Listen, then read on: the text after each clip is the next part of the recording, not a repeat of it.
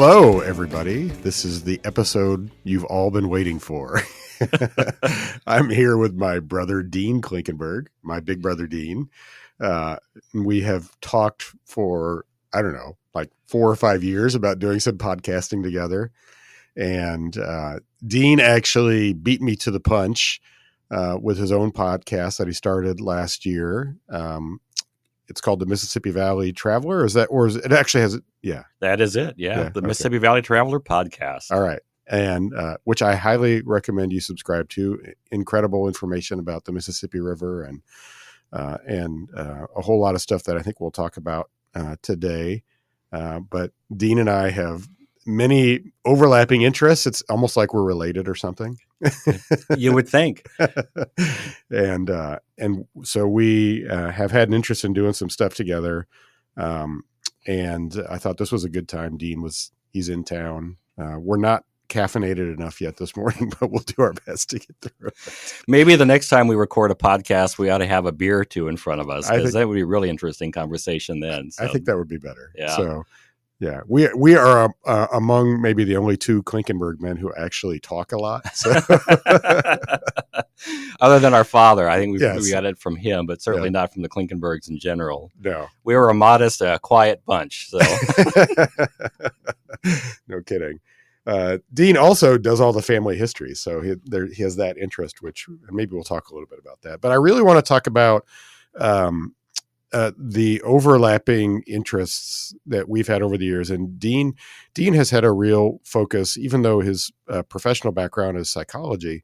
He's had a real interest in the Mississippi River and the towns up and down the river. And then because he knows me, we talk about things related to cities and towns and development all the time.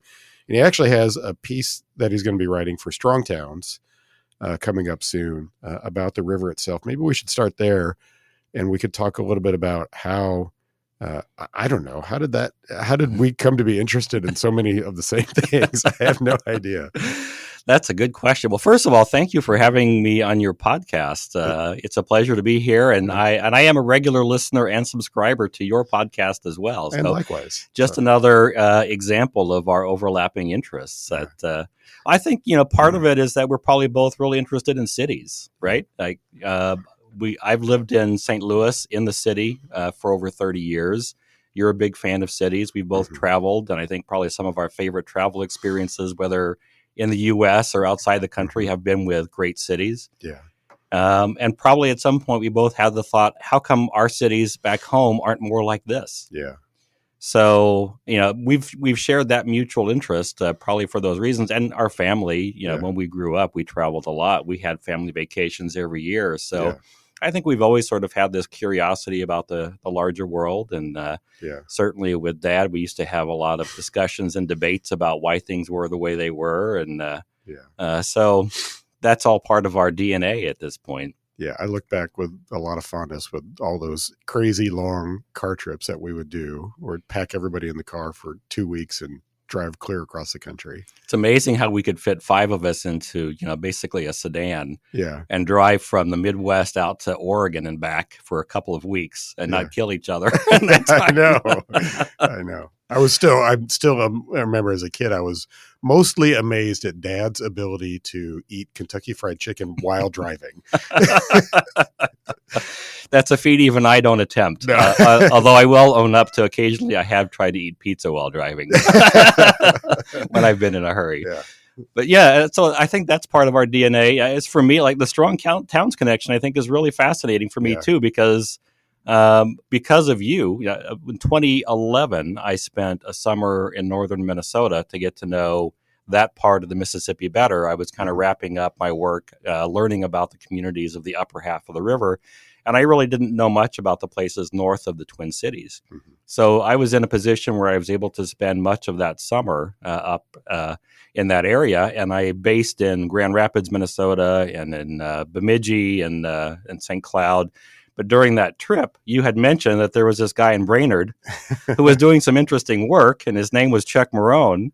And he hadn't become quite as famous as he is now. So Chuck met me at the local coffee shop at Cocoa Moon. Mm-hmm. And then we walked around Brainerd a little bit, and he showed me a couple of older parts of the city and gave me a little bit of background on his thinking with strong towns. And I have been a follower of strong towns ever since, because a lot of that just makes so much sense to me. In fact, I was just listening to an older Strong Towns podcast on the way down to sort of prep and my mindset Get in the right for the mindset, podcast, yes, right? So, and I knew about him because of you. Mm-hmm. You had mentioned that there was this guy doing that work, and Brainerd is on the Mississippi River, and I figured, why not? I need to learn more about Brainerd as well. So we made that connection, and I've been following Strong Towns ever since. And I have found that work very influential in the way I think about cities, and when I think about the problems in a lot of river towns that I see, it's hard not to come back to that Strong Towns critique of development patterns and look at how those have played out in river communities, and kind of wish for something different. Yeah. And, I probably should take a moment and mention, you were doing some of that work because you were writing a lot of books. You've written a lot of books related to the Mississippi. You want to talk about what all those are? I think it's vastly different depending on what your interest is. Yeah. The only common theme really is that they all tie back to the Mississippi in one way or another, I suppose. Yeah. But I started off writing travel guides. So, I really initially what I wanted to do was I wanted to write books for people who were traveling to the region to entice them to stick around longer. Because I'd heard so many stories of people who flew into Chicago, rented a car, drove to the Mississippi, looked at it, said they had seen the Mississippi, and then went on. No, this is nothing. Yeah. So I wrote some books that went into a lot of history about each community, probably longer than most people wanted to read, but I did these detailed histories. And then I had long lists of things you can do in each of these communities. So it was a pretty time-consuming process. And I wrote several of those books. I ended up writing one book just for the Headwaters region based on that summer. So one book just for that upper part of the river north of the Twin Cities. And then a few years ago, I figured it was probably a better business plan to combine all of those into a single book. So I have one travel guide for the upper half of the river from Cairo, Illinois to northern Minnesota. But that's not enough. So based on, I had a publisher reach out to me asking if I'd be interested in doing a book on disasters on the Mississippi. I went ahead and did that. I think it's a pretty good book. I have a book coming out next year that'll be a natural history guide for the Mississippi that I think is one of the favorite projects I've done in a long time, because I got to go deep into the ecology of the Mississippi. And I think write a book that really does justice to what makes the Mississippi so special. And hint, it has nothing to do with barges. And then I also write mysteries that are set in places along the river. So yeah. Yes, something for everyone. The Frank Dodge series. You've done 4. I've done 3 and plus a half. Yeah, the novella. And I'm working on the 4th novel right now. Right. So our older sister Cindy says you are one novel away from a breakthrough. So. Well, then this next one's got to be it. And it's going to be like Murder on the Mississippi, so a little Agatha Christie-esque maybe. Yeah. If only. So, yes. Yes, my psychologist brother, who's turned into a prolific writer. You just never know what past life we're going to take you on. Yeah. But you, for those who don't know you, you came to this because you lived basically your entire adult life along the Mississippi, in large, starting with going to college. That's right. When I was 18, we had grown up in suburban and small town communities in the Midwest. And when I was 18, I went to college in La Crosse, Wisconsin. Yeah. Nothing to do with the river, why I chose La Crosse, but the river really got into my soul, I think, at that point in time, and it never left. And then when I left La Crosse, I moved down to St. Louis, another town on the Mississippi. And it's a very different river experience in St. Louis than it was in La Crosse.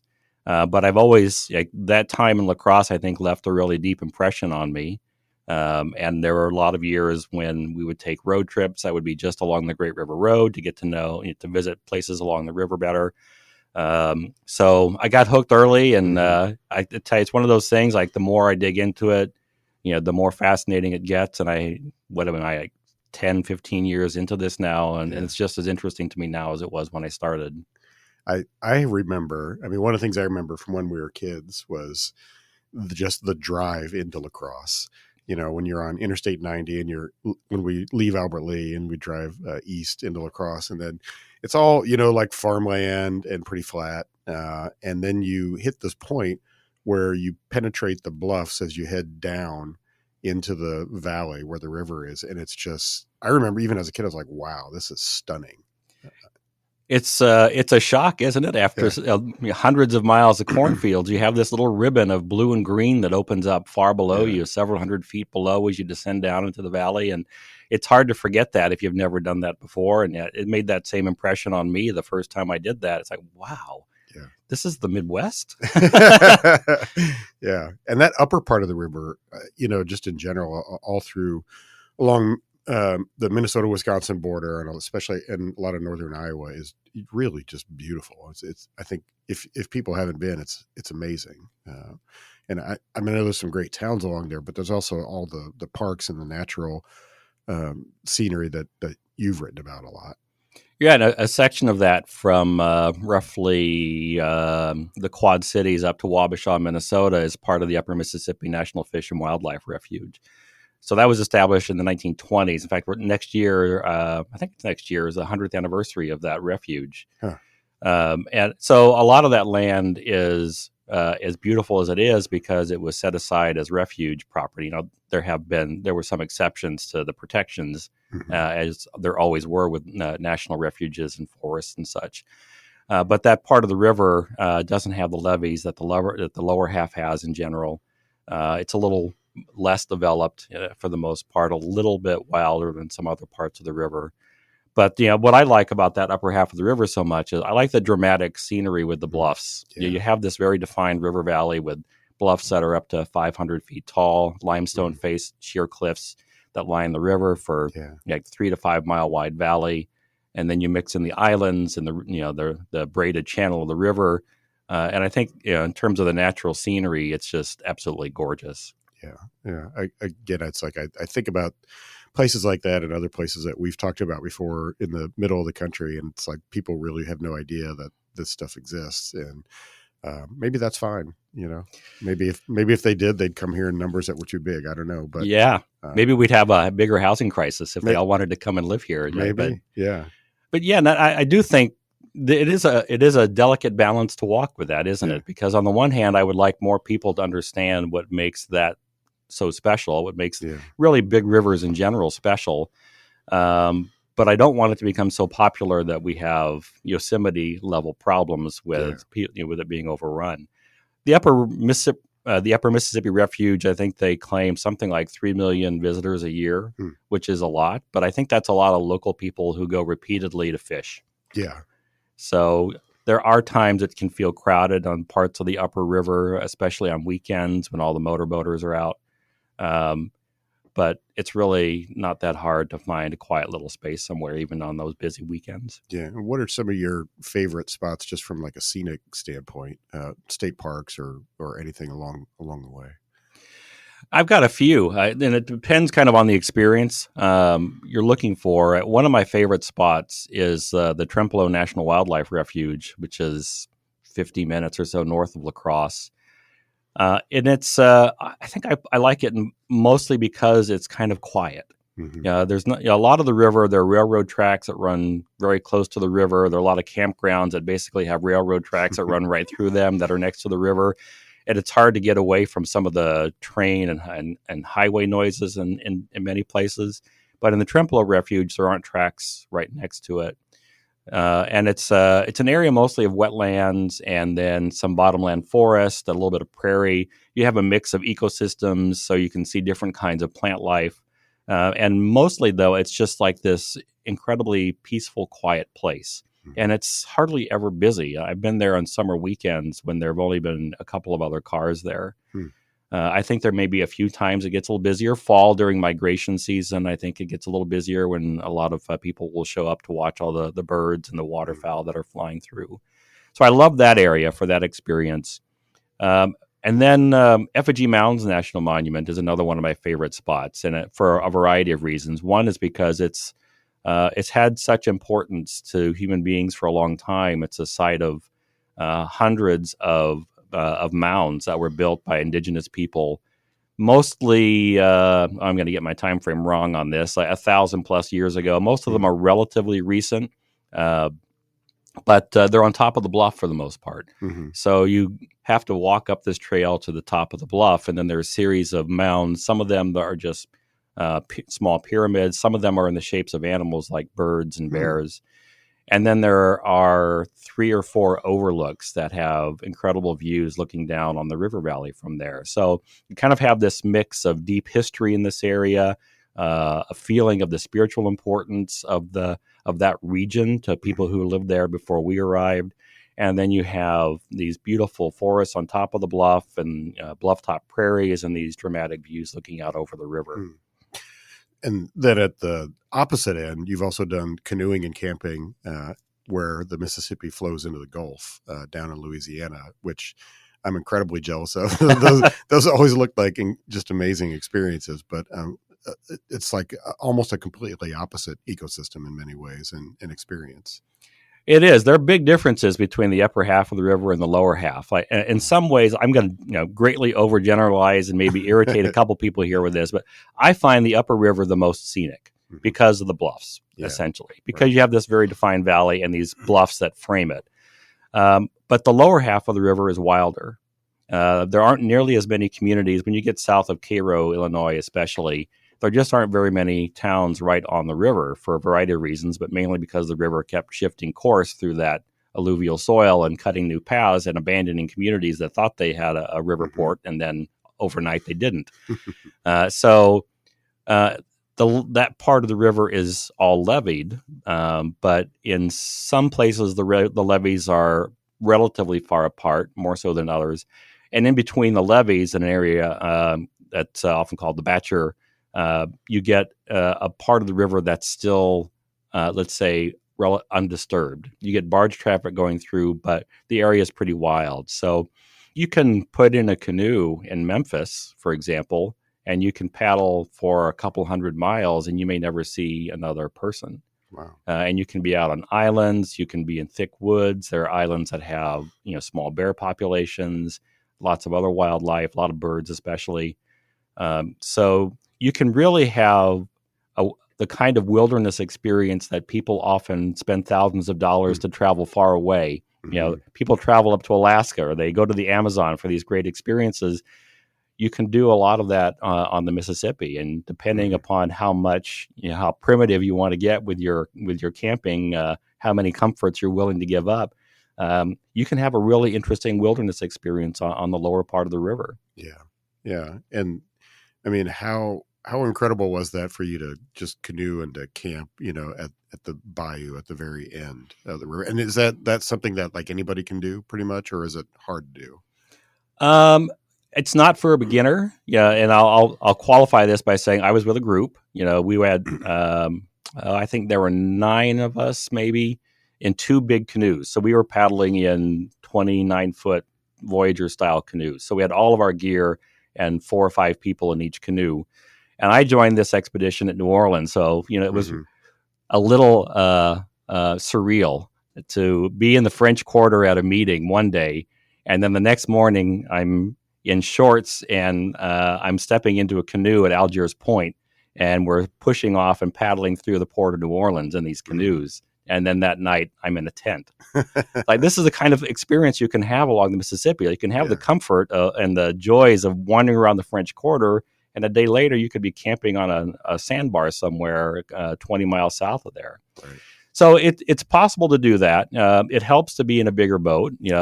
We did canoe past a lot of cargo ships, a lot of ocean-going cargo ships. There's some barge traffic. There's some fishing boats.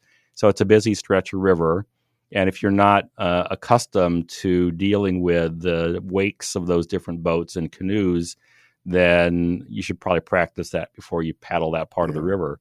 But there are places where you can stop and camp for the night, depending upon the height of the river. As the river comes up, a lot of those patches of sandbar or land will disappear, and it gets harder to find a place to stop.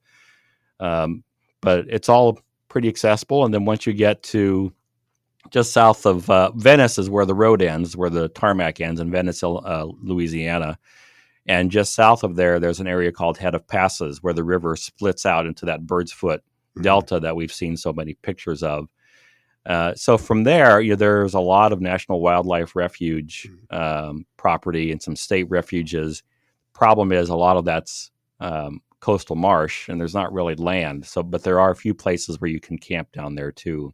And once you get past Venice, you need a boat to get back. So if you canoe down to the end of the river, then you're either canoeing all the way back, like we did, or you have to make arrangements for somebody to come pick you up to bring you back.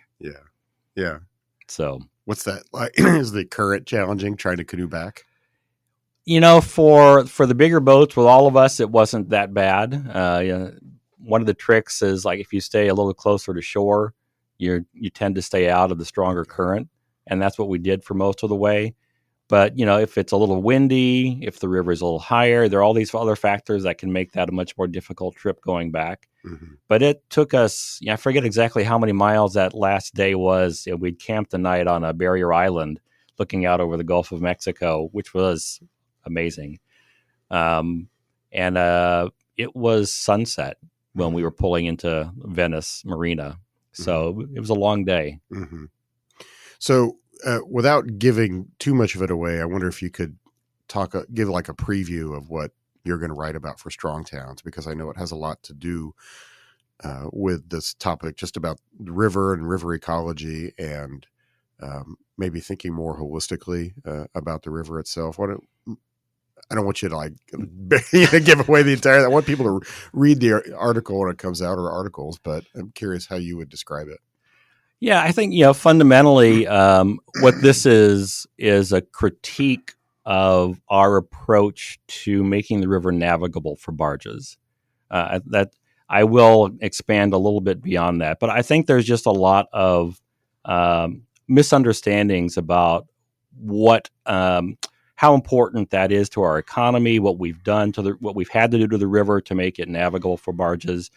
And I want to spend a little bit of time just sort of illuminating how that process works. And I'm not against moving goods on the Mississippi. I just think the system that we've settled on is probably the worst of all worlds. It's a system that has fundamentally altered the ecology of the river. We've built 29 locks and dams on the upper part of the river from St. Louis up to the Twin Cities that have had a tremendous detrimental effect on the river's ecology. We've made other alterations to the river on the lower part. We dredge all the time. So we've had that as one of the core problems, is that we're doing severe damage to the river's ability to be a river and support the life that it has historically supported. But the other part of it is the people who benefit pay almost nothing of this. This whole system is almost entirely funded by taxpayers out of federal tax dollars. And so we have, and this is, I guess, a part of the punchline, but maybe it'll be enough to get you to, folks interested in reading more about it too.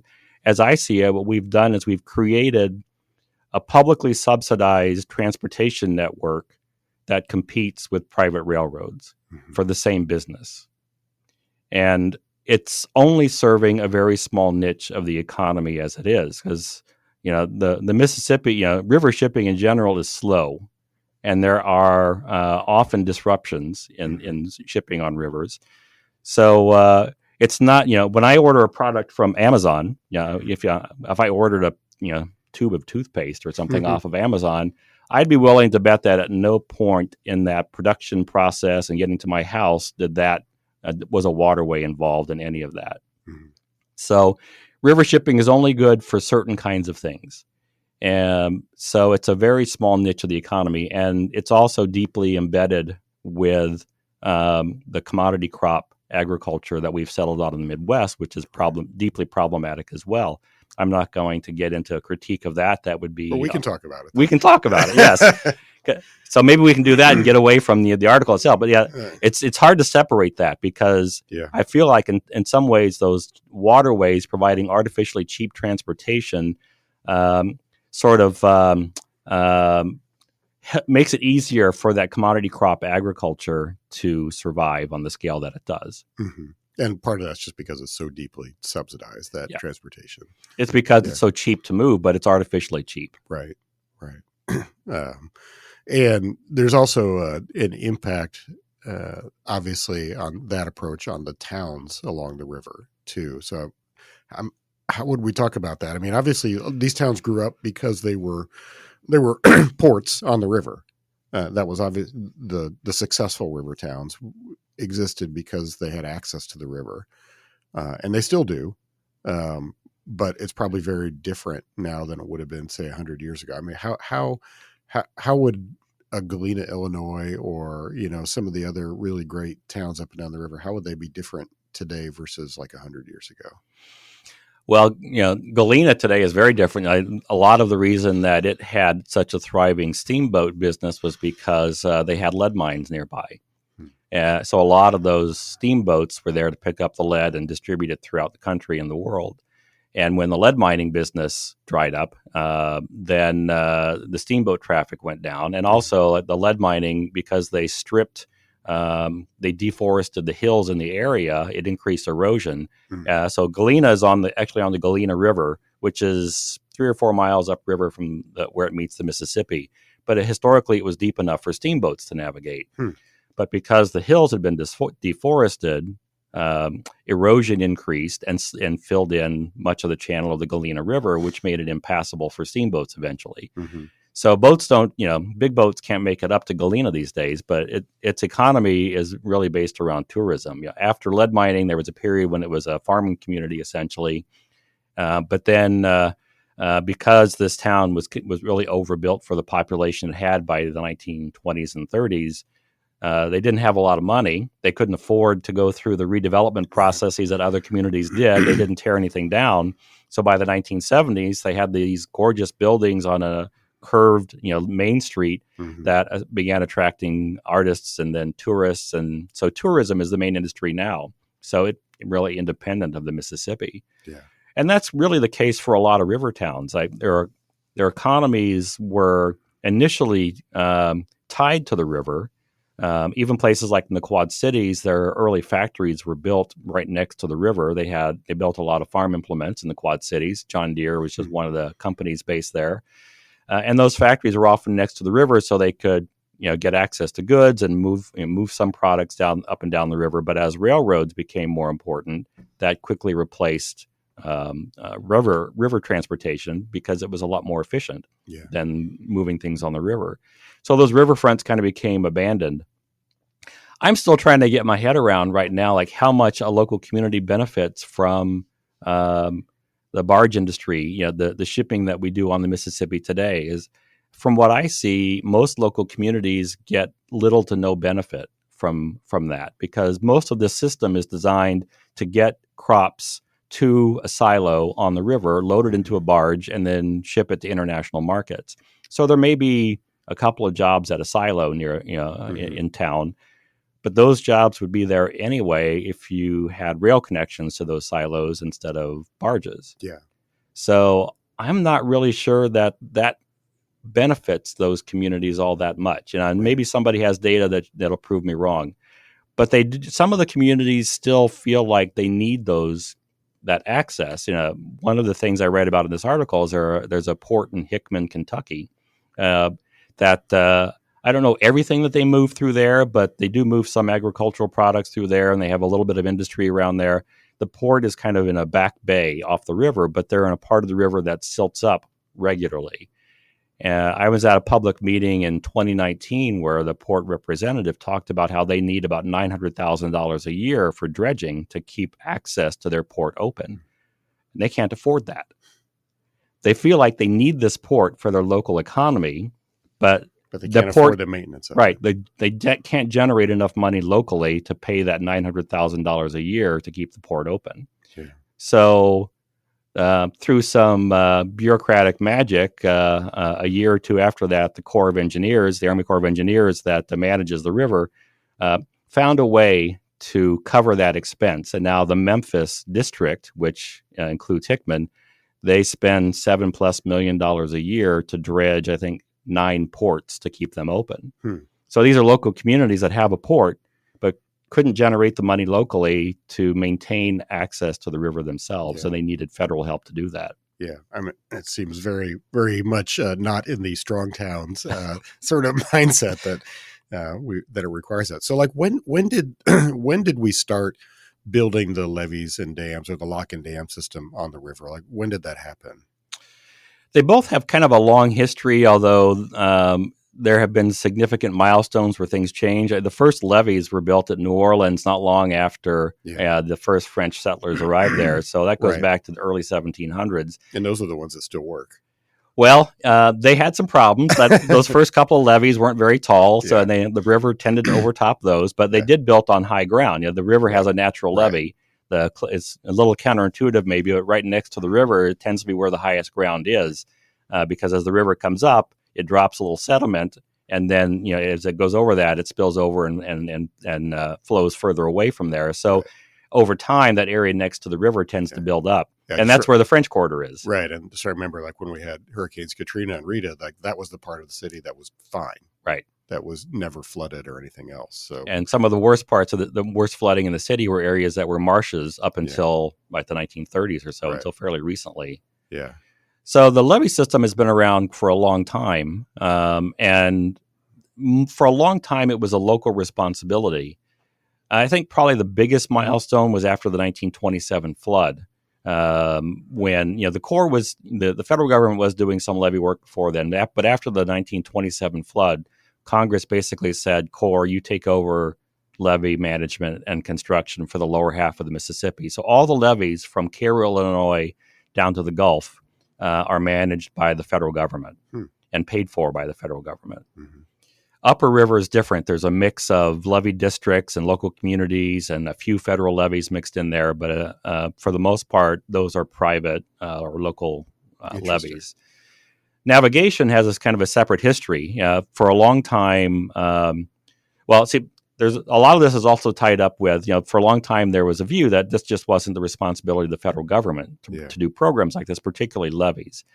But there was some federal interest in trying to make the river more navigable. So there were some programs in the 1800s where they made some modest investments in things like trying to blow a hole through rapids or build a canal around rapids.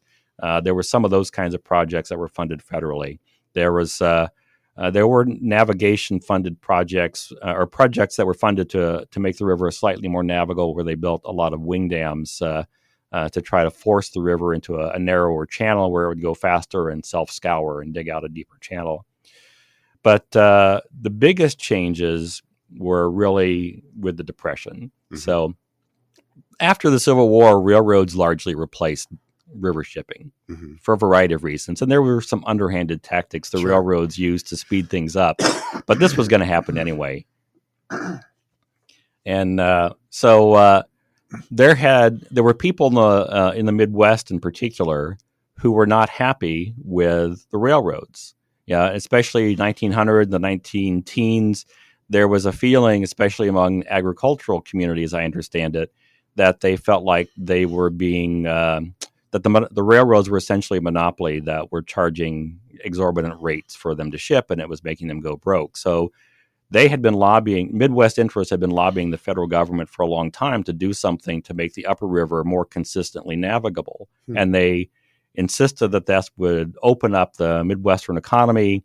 It wouldn't just help farmers, but all kinds of other businesses in the Midwest were behind this idea.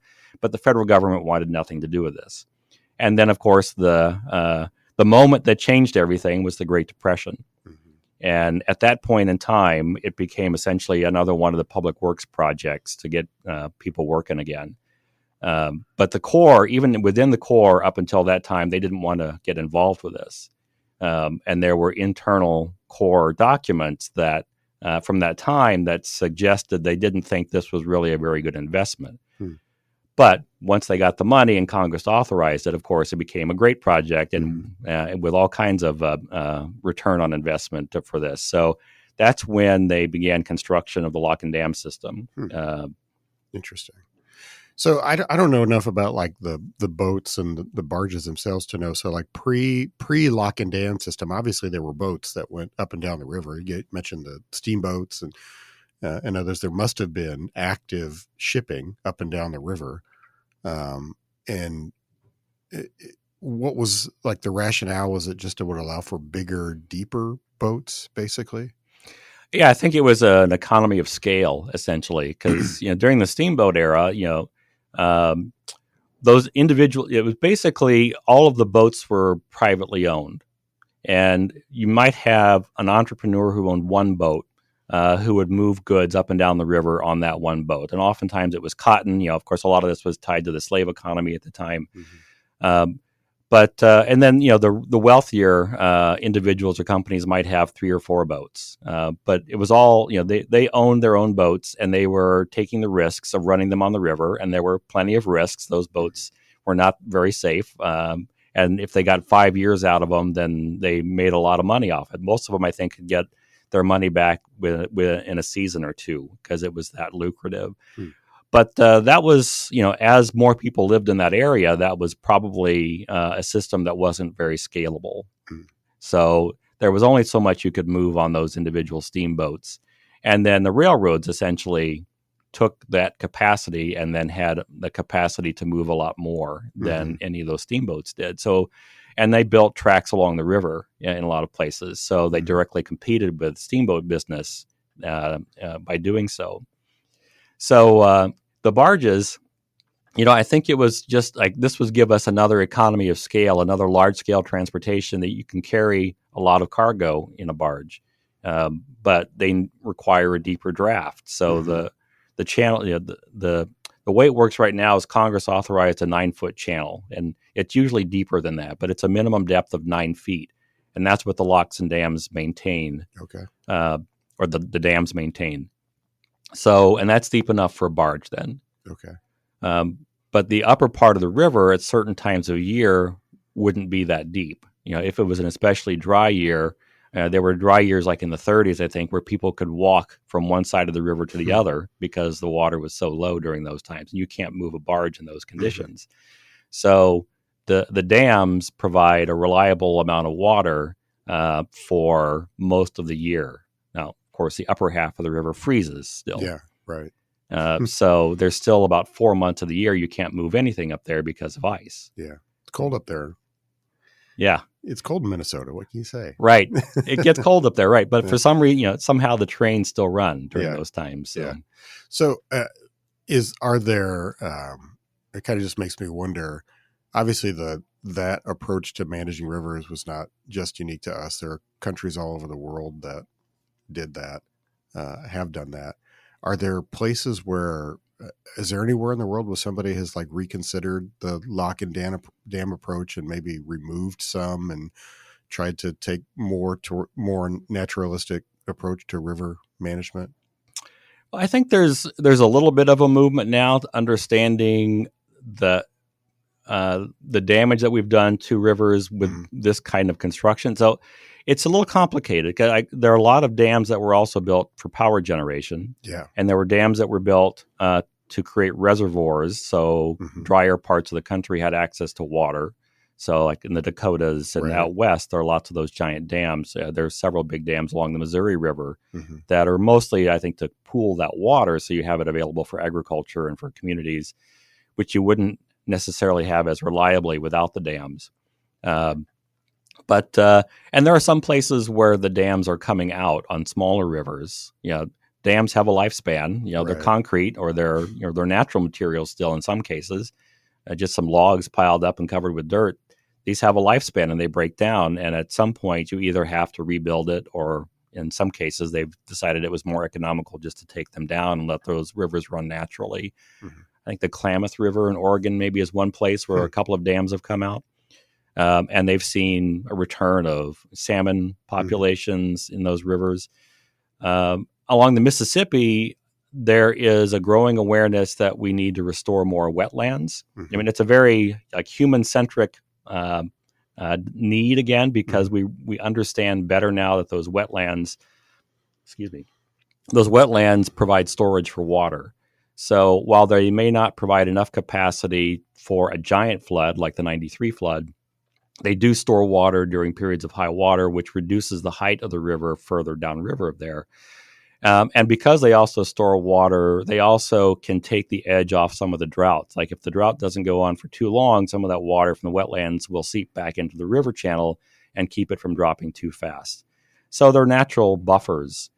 Plus, they filter water and clean it remarkably well. So there are some efforts to rebuild wetlands along the river, but there's not really any discussion. Well, there's discussion in one place of removing dams on the Mississippi, and that's in the Twin Cities. We overbuilt like we do always with these programs, and Minneapolis wanted to be the head of navigation because prior to that, barges couldn't go beyond St. Paul. So there was a gorge, there was some rapids, there was waterfalls at Minneapolis. So barges couldn't reliably get to Minneapolis, and Minneapolis wanted their own barge terminal. Yeah. So, of course, we built 2 more dams with locks to allow barges to travel from St. Paul to Minneapolis.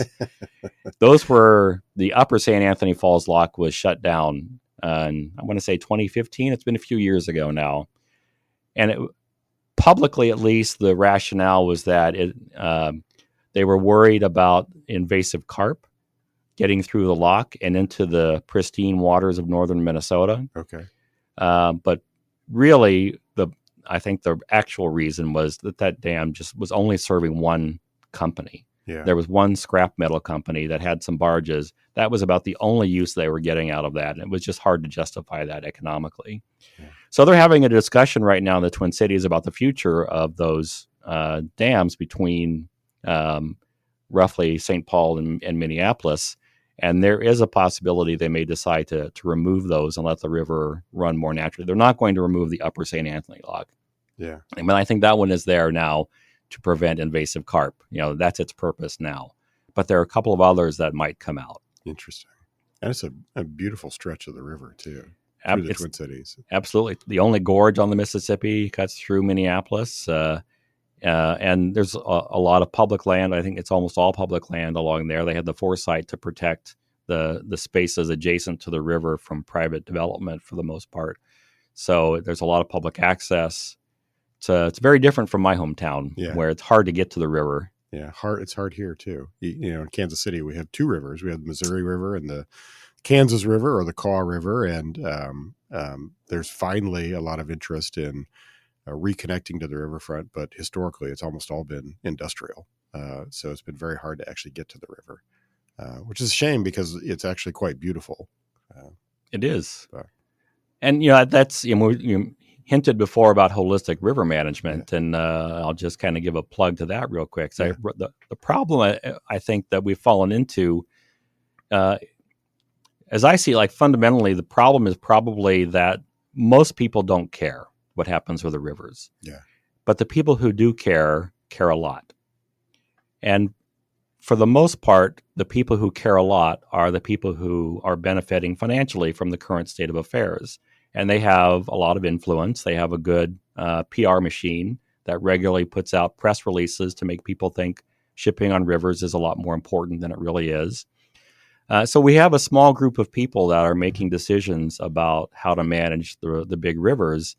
And they're mostly concerned with things like flood protection. They're mostly concerned with water, like keeping enough in there for barges, but not so much that it floods communities that decided to build next to the river.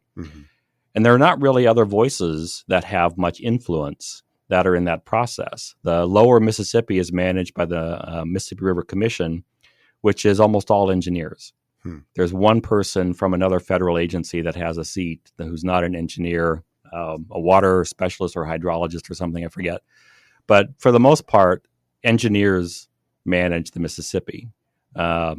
I think we need like a poet or a painter or somebody with a little more imagination to go in there and remind them that there are other reasons that the rivers exist other than moving barges and other than having communities nearby. Right.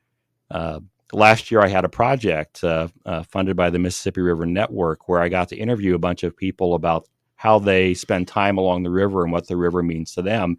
And one of the things that really surprised me was there were only like 10 or 12 people I talked to, but there were 2 veterans I talked with who both came out of the service with PTSD, who talked about how spending time along the river help calm them and soothe their anxiety in ways that being in other places didn't.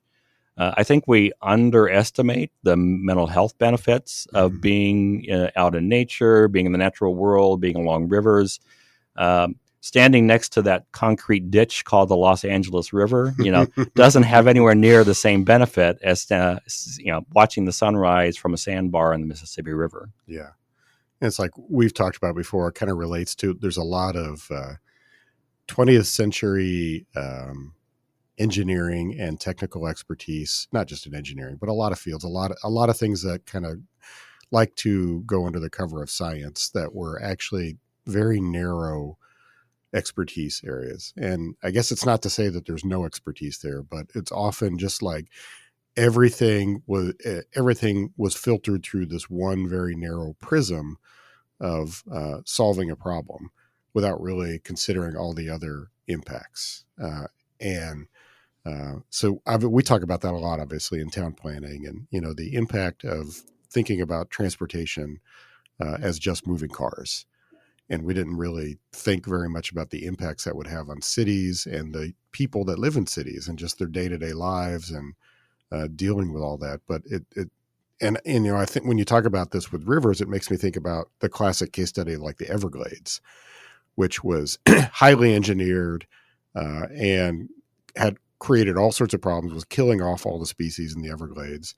And so they basically ripped it all out, is my understanding, and went back to a more naturalistic approach to manage the Everglades. And it's been, it's been a world-renowned success. Right. And of course, it's been a very expensive project. Probably over the long haul, that'll have enormous benefits for Florida. And part of the problem here is that these are dynamic places. Whether it's the Everglades or the Mississippi River, these are complex ecological communities. And even though the Congress authorized a small amount of money for environmental restoration on the Mississippi, they awarded that money as well to the Corps of Engineers and let the engineers try to figure out ways to rebuild things that we've destroyed on the river. But they can't recreate. There's no way we can recreate the ecological complexity that exists in that natural system. Yeah. And just as a quick, simple example, rivers naturally rise and fall. There are variations in their height throughout the year. And there are a lot of plant and animal communities that have adapted to depend on those variations. There's certain plants that won't be able to regrow unless the water retreats and the ground dries out long enough for their seeds to take root and grow. Well, we don't let that happen anymore because we maintain this artificially high water level for barges. So, a few years, the Corps has experimented some with what they call drawdowns, where they bring the water down just enough to let some of those areas dry out. But the problem is, they can only do it to the point where it doesn't interfere with navigation.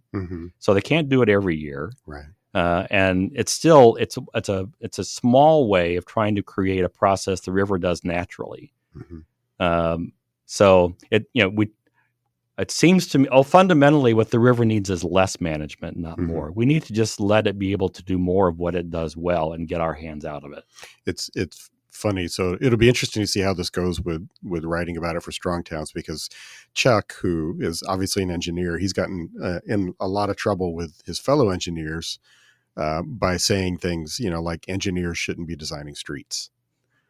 It's a recurring theme that he has, through is all that, and his point really is that engineers provide one area of expertise, but there are multiple other areas of expertise, and there are just people who have deep knowledge of their place, and they should be much more involved with deciding, the values that go into designing our streets, and not just as a technical exercise by looking at a manual. And so maybe there's an analogy there with river management as well. I don't know. Some of my best friends are engineers, so I'd hate to alienate all of them.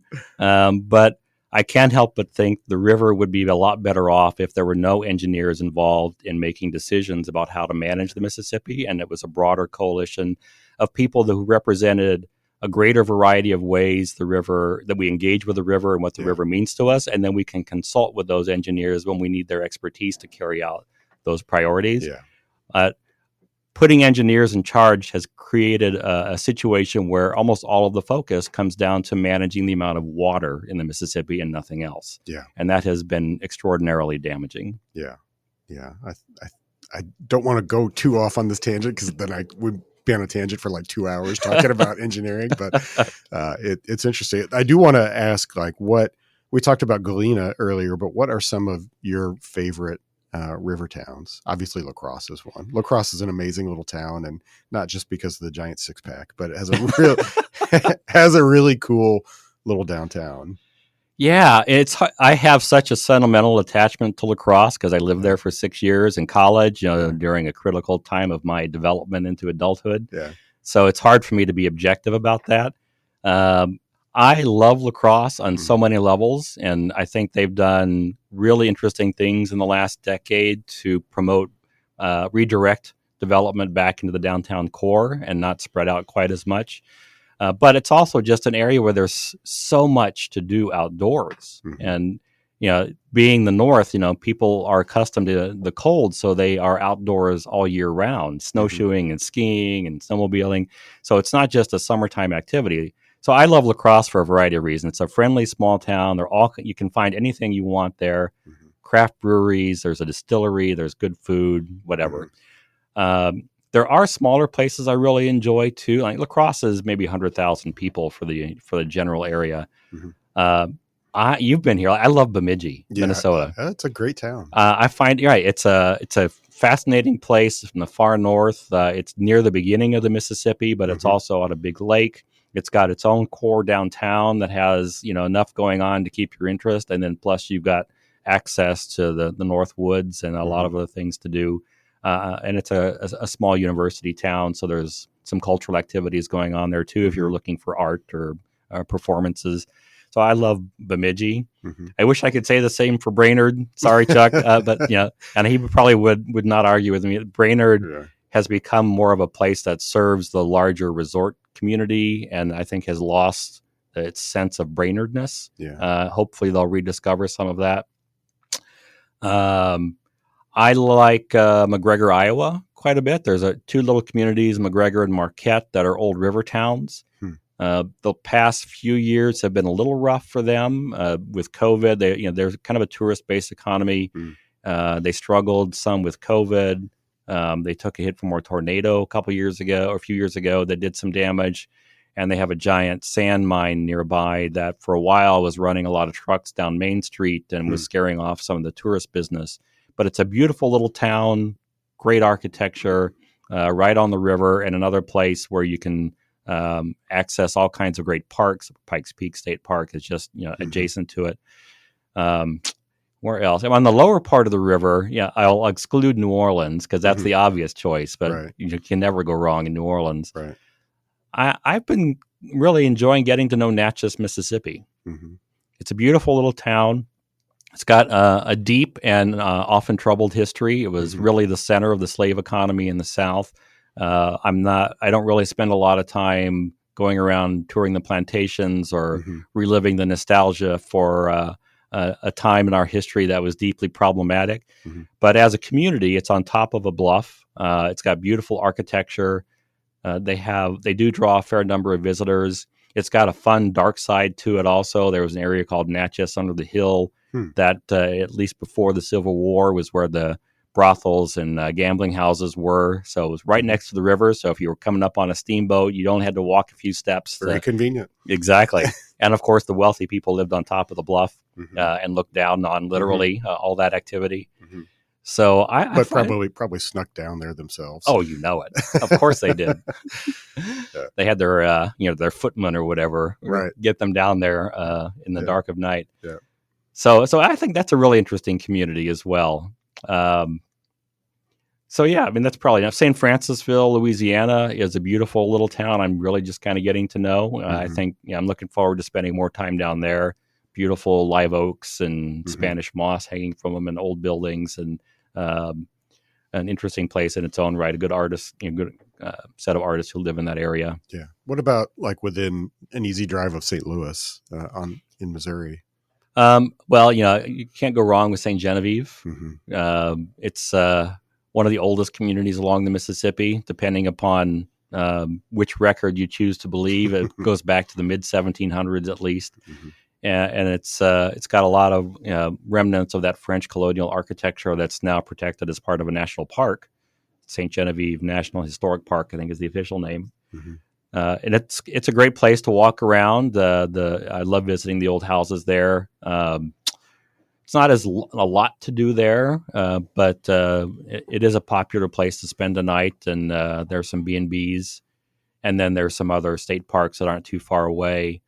I've been spending more time in southern Illinois, around, it's a little further away from the river, but Shawnee National Forest covers a big chunk of southern Illinois from the Mississippi River to the Ohio River.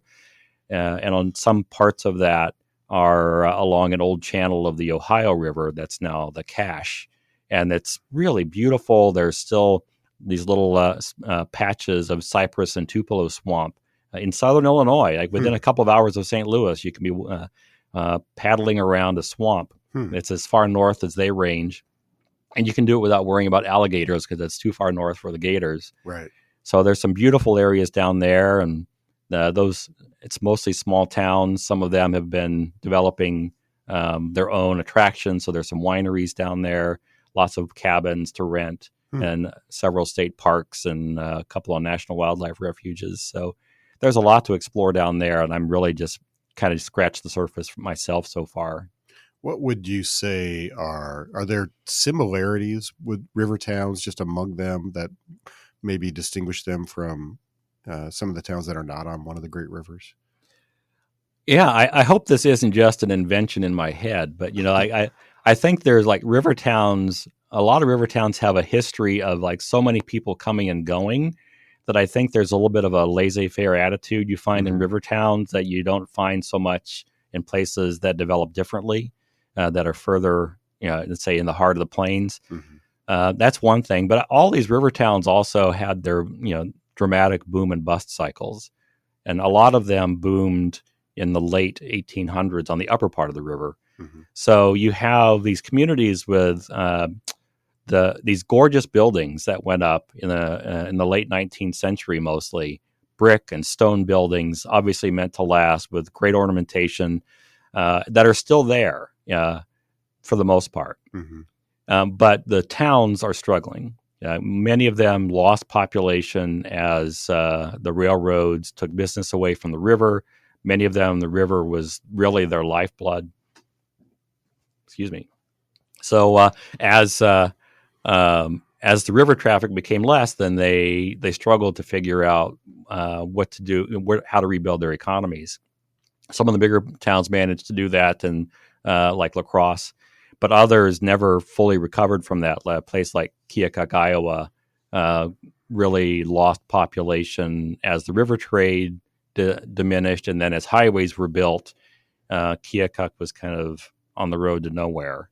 So as people could drive to bigger places to shop, then they lost a fair amount of population. But they still have many of those old buildings that went up in the 19th century.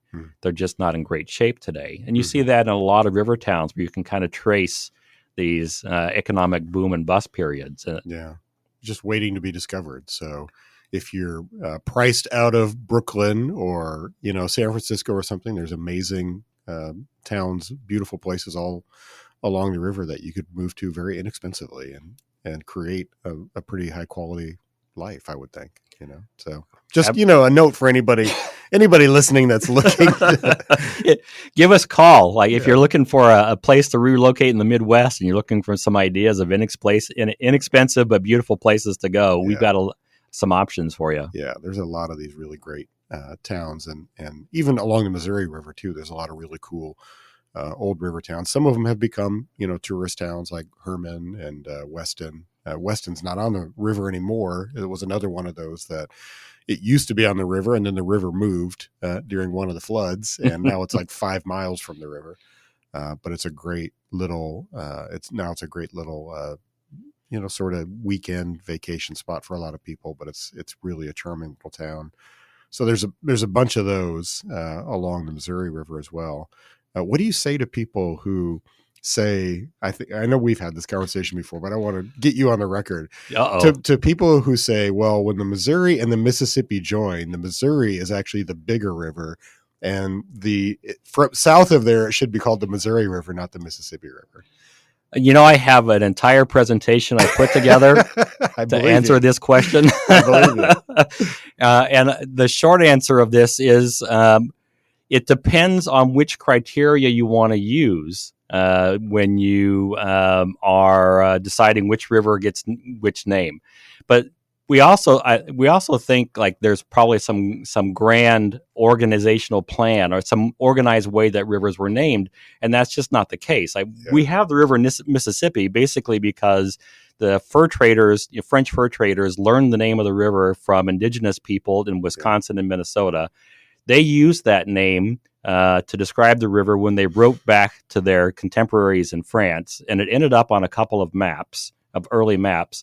So when Marquette and Joliet came here in 1673 and canoed down the river, they knew it as the Mississippi, and they carried that name with them as they traveled south. Interesting. So really, it's kind of fundamentally an accident of history that name carried as far south as it did.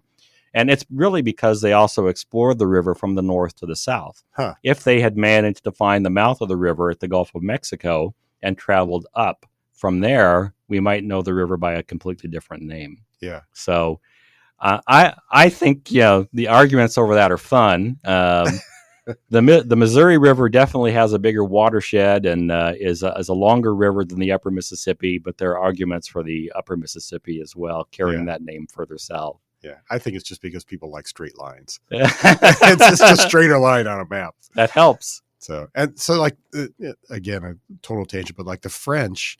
So the French actually explored all the way up the Mississippi as well as the Missouri then?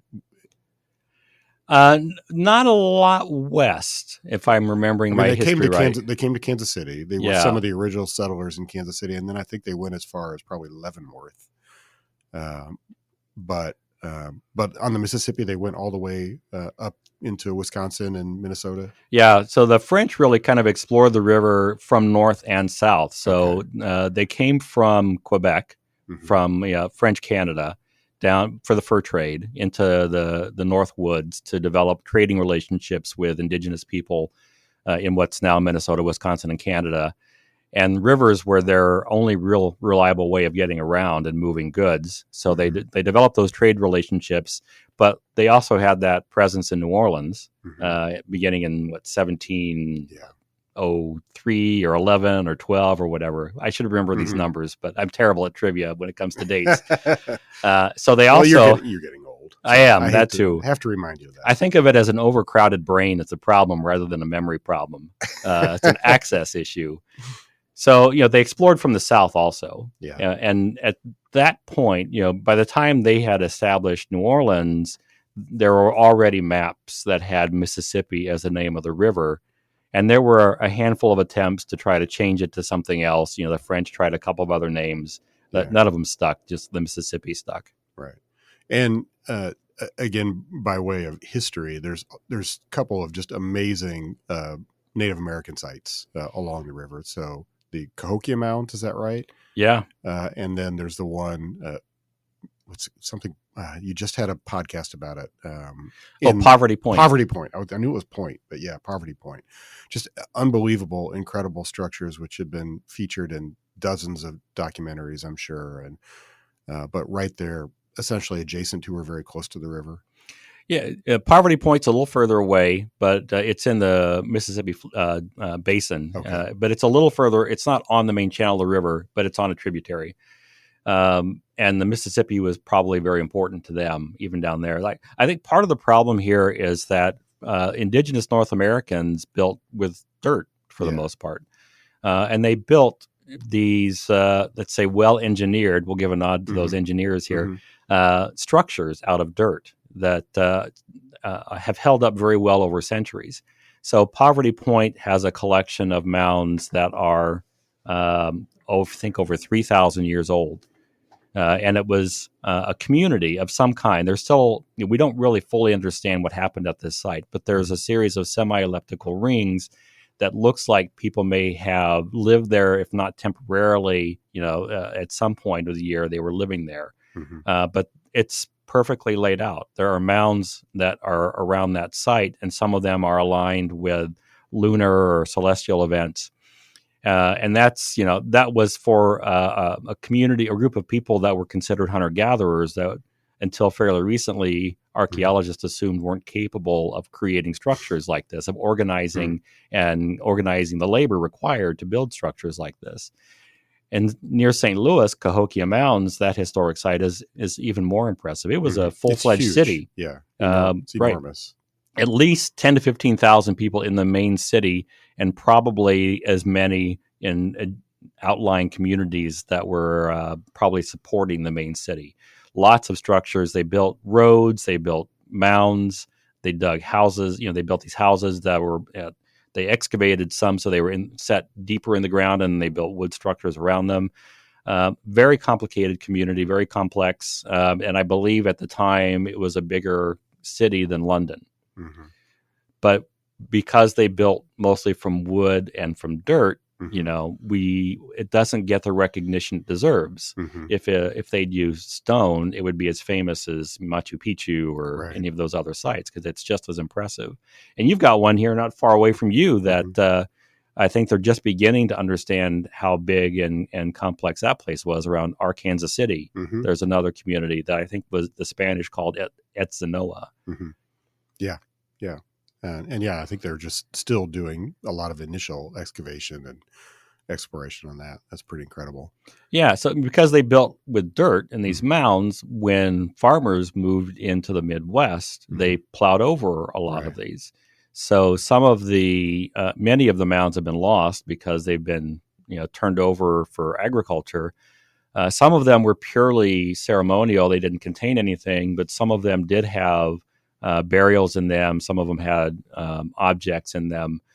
So I think the river was very important in indigenous life in North America. And this is one thing I've been trying to get my head around a little bit more here lately too. Is I get a little frustrated at times when we talk about the Mississippi today, and the first thing people talk about is how important it is for transportation.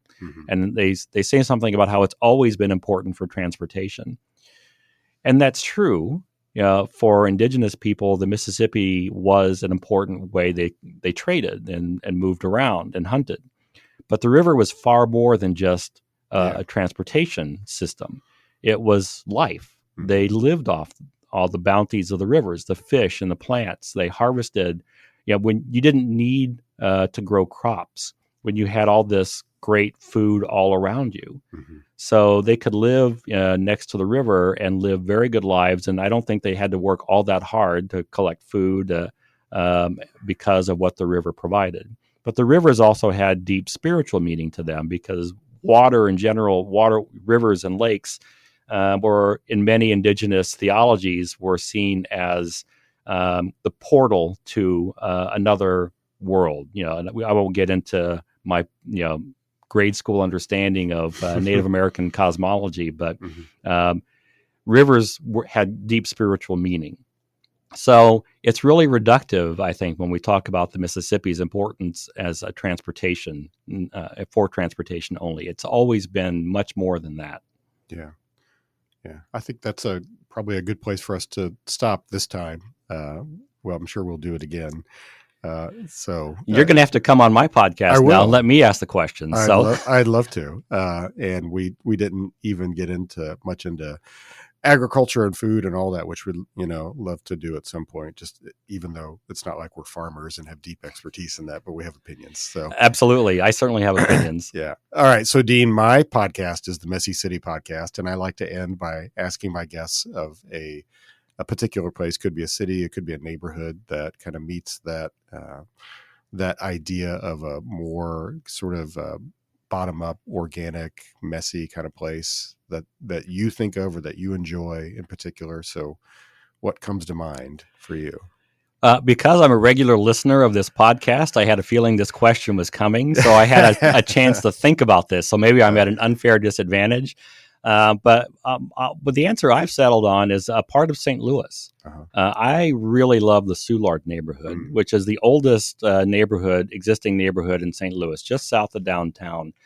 And I never get tired of just walking around the streets and looking at the odd collection of buildings and by today's standards, the unusual placement of buildings. There are full structures that are right on the alley and not on the main street. You have these unusual half flounder buildings that aren't in a lot of other cities with this, 45-degree angle roofs. And then you have these tenement buildings that are, in some cases, next door to a mansion. Just an great collection of interesting architecture from different periods of time, shoved together in a tight space. And I can only wish for that time machine so I can go back to maybe 1880 and walk around the streets of that neighborhood and see what it was like then. And you used to live in the neighborhood. And I did. We lived there for a few years. Yeah. And it has a fantastic public market as well. It does have a big, the Soulard Farmers Market is one of the, I think maybe the longest continuously operated public market in the country, or one of the longest continually operated. Yeah. And they have a big Mardi Gras festival, which people don't realize. I think we're the third largest Mardi Gras parade, which if you've ever been in St. Louis in February, seems like that's probably not a great idea, but we still draw big crowds. It's quite a festival. I've been to it. It's shockingly big. Yeah. So. Not a fun time to be a resident of Soulard. So we just started going away to stay with friends that weekend. But hey, we all have our things. So that's right. Well, Soulard's a great answer. I love that. So, all right, Dean, I'll let you go because I know you have things to do today and you have family to deal with and you have to get on the road back home. So thank you for doing this. Thank you, Kevin. It was an honor to be part of your podcast. Thanks.